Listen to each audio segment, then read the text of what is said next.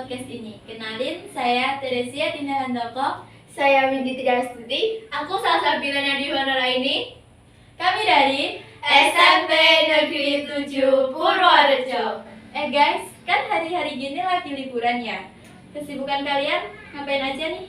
Aku sih nggak ada kesibukan apa-apa ya, cuma di rumah aja. Aku sih sama, cuma di rumah aja. Paling kesibukannya cuma main HP, ngefangirl atau enggak ya bantu-bantu aja. Paling sibuk juga buat podcast ini. Oh, jadi gitu. Berarti kalau kalian di rumah aja, otomatis kalian scroll TikTok terus ya. Kan di TikTok itu lagi viral makanan-makanan nih. Kalian pernah nyoba nggak sih? Aku sih pernah nyobain tteokbokki sama jajangmyeon. Problem jjigae rasanya tuh enak-enak semua dan worth it deh buat dibeli. Kalau aku sih juga pernah, terutama minuman dari Paldo yang Pororo itu dan enak, dan pernah 2 kali juga beli jajangmyeon dan rasanya juga enak, ada pedas, ada asinnya, pokoknya enak dan worth it juga buat dibeli. Tapi kalau dianalisa dari harganya mungkin kalian bisa coba lagi buat ditimbang lagi kalau mau beli. Kalau Dinda nih, pernah nggak sih beli makanan atau minuman viral yang ditemuin di sosmed atau TikTok? Waktu itu sih aku tuh pernah ya beli tteokbokki sama samyang. Dan rasanya itu enak-enak aja, tapi untuk harganya sih gak worth it sih menurut aku buat kita para pelajar, dan itu membuat kantong kita kering. Itu ya. Dari yang aku dengar dari kalian, berarti negara kita sendiri sudah melakukan interaksi berupa perdagangan internasional yang melibatkan negara lain ya.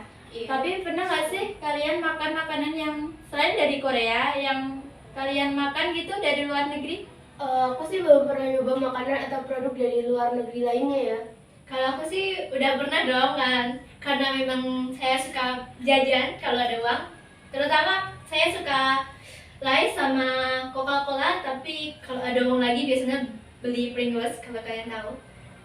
Kalian kalau nggak tahu lihat aja deh di sosmed atau di toko Alfa atau Indomaret terdekat deh. Oh gitu.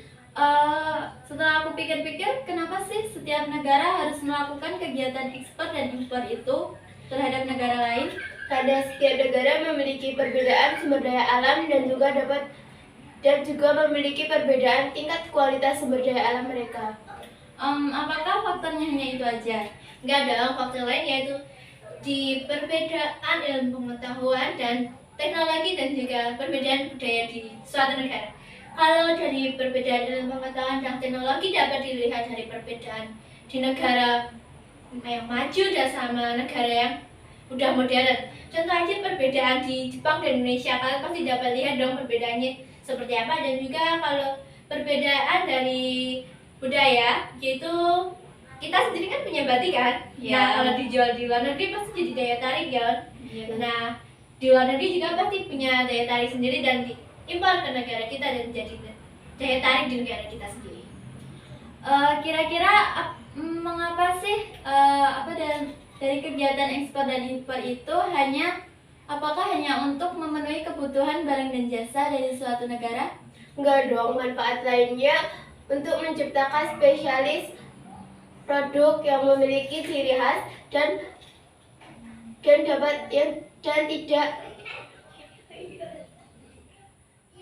tidak dihasilkan oleh negara lain. Dan ada juga dari perdagangan internasional tersebut juga dapat mempererat hubungan antar negara dan dapat menambah pendapatan negara melalui devisa hasil ekspor. Oh, jadi gitu. Kalau ada perdagangan internasional pasti kan ada hambatannya ya. Kira-kira apa aja sih hambatan dari perdagangan internasional? Kalau yang aku tahu sih yang pertama itu proteksi, yaitu barang dari luar negeri jauh lebih mahal kalau dijual di dalam negeri, dan barang dalam negeri sendiri itu lebih murah. Yang kedua yaitu kuota, yaitu pembatasan jumlah atau volume barang impor atau ekspor negara tersebut. Nah, setelah aku tuh cuma itu. Masih ada lagi, ada tarif sama politik dumping. Sama-sama fungsinya buat menambah devisa di suatu negara. Jadi gitu ya. Wah, ternyata banyak juga ya. Jadi kalian mau nggak nih menjual barang impor atau mengekspor barang-barang dari dalam negeri gitu? Wah, kalau ada modal sih ya pasti mau lah ya. Sama sih, asalkan ada modal mau juga. Nah, itu dia ya guys yang ada di podcast ini. Terima kasih buat Windy dan Salsa yang sudah mau berkunjung ke podcast ini. Thank you for watching and see you next time. See you. Bye.